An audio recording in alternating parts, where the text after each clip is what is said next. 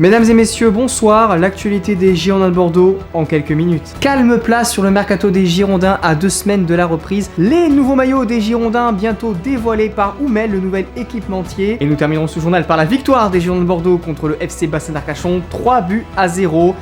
Les Girondins de Bordeaux jouent officiellement le titre. Alors, s'il vous plaît, restez mesurés, c'était qu'un club de N3. Mais on joue le titre, mais on reste mesuré. On joue le titre.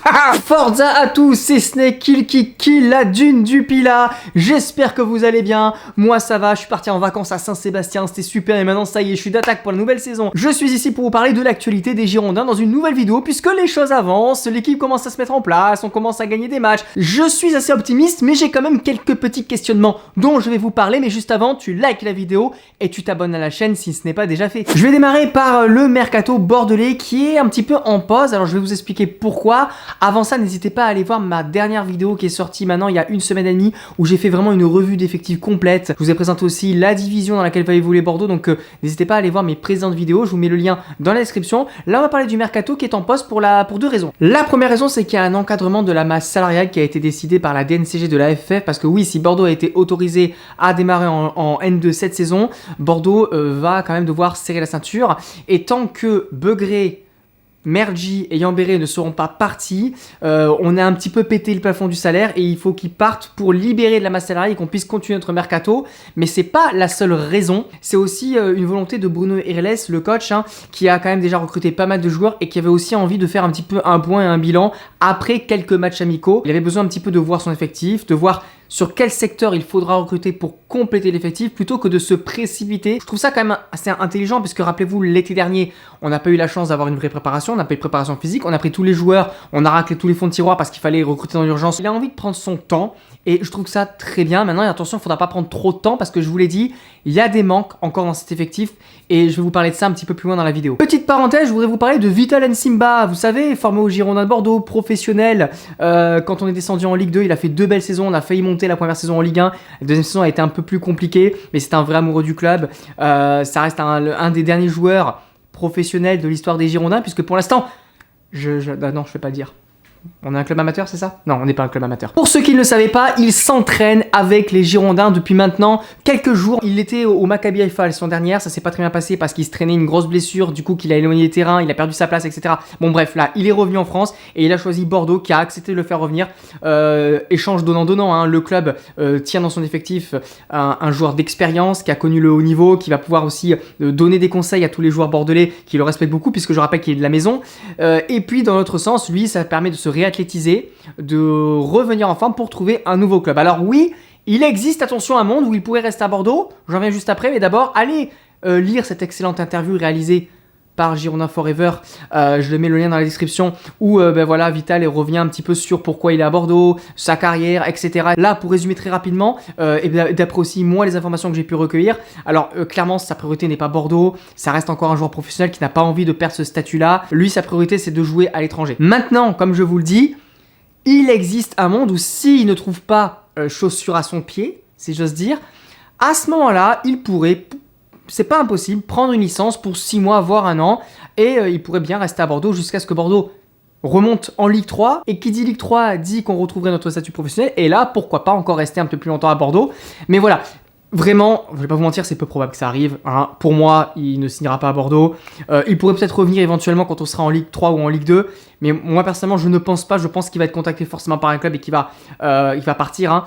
Mais voilà, il existe quand même un monde. C'est pas impossible, on croise les doigts. En tout cas, il nous ferait beaucoup du bien parce qu'il fait partie de ces joueurs qui occupent un poste dont on a cruellement besoin encore aujourd'hui. Vital, fais-moi un enfant! Parlons maintenant d'un sujet qui vous préoccupe un petit peu, les nouveaux maillots, voilà, qui vraiment, ils prennent leur temps. Vous le savez, on était chez Adidas, maintenant on ne sera plus chez Adidas, on passe chez Oumel. Oumel qui équipe notamment des clubs comme Valenciennes ou Saint-Etienne en Ligue 2. On est le quoi? On est le 2 août, on est le 3 août, on ne sait toujours pas. Et il va falloir encore attendre 2 semaines puisque c'est annoncé, c'est quasiment officiel. Ils seront présentés aux alentours du 16 août, c'est-à-dire la première journée de championnat de National 2. Donc en gros, premier jour de championnat, Bordeaux va jouer avec son nouveau maillot. Vous pourrez aller l'acheter en boutique. Enfin voilà, il va y avoir une présentation qui sera faite à ce moment-là. Alors ce serait normalement que le maillot homme. et pas le maillot extérieur. Mais voilà, ce sera déjà pas mal. Hein. Est-ce qu'il y aura un troisième maillot? J'en sais rien encore. En tout cas, moi, j'en sais rien. Pourquoi pas de faire des fois des troisièmes maillots, ça peut toujours marcher en milieu de saison. Il y a très peu d'informations qui circulent sur le maillot, clairement. Tout ce qu'on peut savoir déjà, c'est que Hummels, ils vont traiter Bordeaux avec une certaine authenticité. Adidas, c'est une grosse entreprise, ils ont beaucoup d'équipes. Un équipementier comme Hummels peut se permettre peut-être de traiter Bordeaux avec un peu plus de patience, peut-être plus de réflexion pour créer des choses un peu uniques. D'ailleurs, Hummels, si vous regardez cette vidéo, n'hésitez pas à m'envoyer un petit maillot, voilà, histoire que je le présente, que je le fasse gagner, pourquoi pas. Hein. Ah oui, important, oui. Alors, il y en a aussi qui m'ont parlé des prix. Je vois pas mal de gens sur les réseaux se plaindre, enfin quelques personnes, hein, des prix des maillots, des shorts, etc. Parce que c'est le même prix que Saint-Etienne qui est en Ligue 2, etc. Évidemment, moi, comme un simple supporter, moins c'est cher, mieux c'est, hein, pour mon porte-monnaie et pour le vôtre aussi, dans une époque où c'est toujours très difficile de dépenser son argent de plus en plus, en tout cas. Maintenant, je connais pas tous les tenants et les aboutissants. Est-ce qu'ils ont le choix? Qui fixe les prix? Je sais pas si c'est l'équipementier ou les Girondins. Il me semble que c'est l'équipementier qui fixe les prix, si je dis pas de bêtises. Je vous confirmerai ça. Après, on reste quand même les Girondins. C'est un club assez à part. Donc forcément, les prix ne vont pas non plus vraiment beaucoup baisser malgré qu'on soit N2. Et il faut aussi savoir, ce qui est toujours important de signaler, c'est qu'il y a des clubs de N2 qui font payer très cher le maillot parce que c'est leur seule source de revenus. Hein.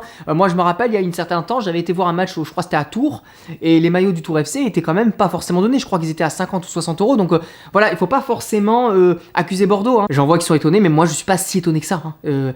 Les maillots n'allaient pas passer à 20 euros parce qu'on est parti d'Adidas. Hein. Et c'est le moment de passer au match. Petit débrief de FC Bassin d'Arcachon. Girondins de Bordeaux. Le FC Bassin d'Arcachon est un club de N3, c'est un bon club de N3 qui se structure de façon assez ambitieuse et qui monte en puissance d'année en année. Il y avait pas mal de monde aussi au stade avec une belle ambiance, hein. On sent quand même qu'il y a toujours de l'engouement autour de ce club légendaire. Hein. Alors juste aparté, on m'a beaucoup demandé de diffuser les matchs amicaux. Vous avez dit que j'allais me renseigner, mais je préfère vous le dire là tout de suite maintenant. J'ai eu un retour du club et le club ne souhaite pas diffuser ces matchs amicaux, voilà, pour des raisons qui les regardent. Est-ce que c'est peut-être pour pas que les adversaires puissent analyser avec des belles images bien nettes le jeu des Girondins de Bordeaux? Je pense qu'il y a un peu de ça j'en sais rien, mais c'est mon hypothèse à moi. En tout cas voilà, j'ai demandé, ils m'ont dit non, donc je respecte leur décision. Alors après oui, vous êtes nombreux à avoir regardé les images qui circulent sur internet parce qu'il y a des gens qui diffusent avec leur téléphone, etc. Alors c'est pas super net, mais voilà, ça nous permet un petit peu de suivre un petit peu ces matchs amicaux. Oui, sans manquer de respect au FC Bassin d'Arcachon, la pertinence de ce résultat peut être remise en cause par le fait que c'est un club qui est une division en dessous de nous et qu'on en saura sûrement plus la semaine prochaine quand on va jouer contre Bayonne en match amical. Bayonne qui est un club de notre poule. Mais quand même, moi j'ai envie quand même de parler de cet effectif bordelais qui monte en puissance petit à petit, hein. Avant de parler des manquements, on va parler des points positifs. Hein. Beaucoup plus d'automatisme. On a du jeu court, du jeu long. Les débordements se font de manière beaucoup plus rapide. On sent que la préparation physique est en train de porter ses fruits. Et surtout, moi, ce qui m'interpelle par rapport à la saison dernière, c'est qu'on a un jeu qui est beaucoup plus direct vers l'avant, avec des milieux relayeurs qui, enfin, sont des milieux relayeurs. Voilà, on a vraiment un lien entre la défense et l'attaque. Et c'est vrai que ce milieu de terrain bordelais, sans trop m'avancer, il sera supérieur à celui de la saison dernière, ça c'est clair, net et précis. Maintenant, voilà, il va falloir un petit peu étoffer l'effectif, je vais y venir, mais je sens qu'il y a des automatismes, on sent qu'il y a des on sent que les joueurs commencent à se trouver. Alors il y avait 0-0 à la mi-temps, 3-0 en deuxième mi-temps, donc Bordeaux a su, on va dire, rentrer dans ce match, gérer et puis ensuite accélérer pour l'emporter, avec notamment un très beau but de Villette. Hein. Il a su profiter d'un très beau mouvement amené par le milieu de terrain bordelais, un 1-2 avec, il me semble, Openda qui a été très très bon, hein, le petit ailier bordelais virevoltant. On va le suivre attentivement, cet Openda, mais en tout cas voilà, il y a eu un 1-2 au milieu de terrain, ensuite un ballon en profondeur et plein de sang-froid. Mathieu Villette qui fait une frappe croisée dans le petit filet pour ce 2-0. Il y a Eric aussi, Van Den Abel, l'ancien Ruténois, très grand défenseur qui marque de la tête pour ouvrir le score. Et puis à la fin de match, en toute fin de match, on a le troisième but marqué par Trichard, qui n'arrête pas de marquer en match amical, qui est très en forme lui aussi. La seule inquiétude que j'ai, moi personnellement, c'est ses blessures. Alors je vous mets l'effectif à jour des Girondins à l'instant T. Pour moi, on manque encore d'un effectif assez étoffé. Il y a encore Baassa qui est hors de forme, qui doit revenir. Mané, il est toujours en réathlétisation. Et il y a Souleymane Cissé, on a appris il y a très longtemps, hein, lui qui est peut-être le meilleur joueur de l'effectif. Il est blessé plusieurs semaines. Donc voilà, ça me pousse à vous dire que le mercato n'est sûrement pas fini et j'espère bien qu'il n'est pas fini. Pourquoi il faut recruter des joueurs? Parce que non seulement les blessures réduisent la taille de l'effectif, mais déjà de base, même sans ces blessures-là, il y a encore des postes qui pour moi posent problème. Je vais commencer par le premier poste qui pose problème, le poste de latéral. On a Trichard à gauche, Jocelyn à droite et c'est tout. C'est-à-dire que s'il y a un des deux qui se blesse, il n'y a pas de remplaçant pour moi, à part des joueurs qui joueraient mais du coup pas à leur poste, et ça c'est pas bon. Et quand on a autant d'ambition Bordeaux et quand on sait qu'on n'a pas le droit à l'erreur et que cette saison on est obligé, il en va de la survie du club de remonter, on ne peut pas prendre de risques. Regardez, il y a beaucoup de blessures, donc pour moi il faut recruter à minima un latéral, mais pour moi c'est 2 latéraux qu'il faut recruter pour la rotation.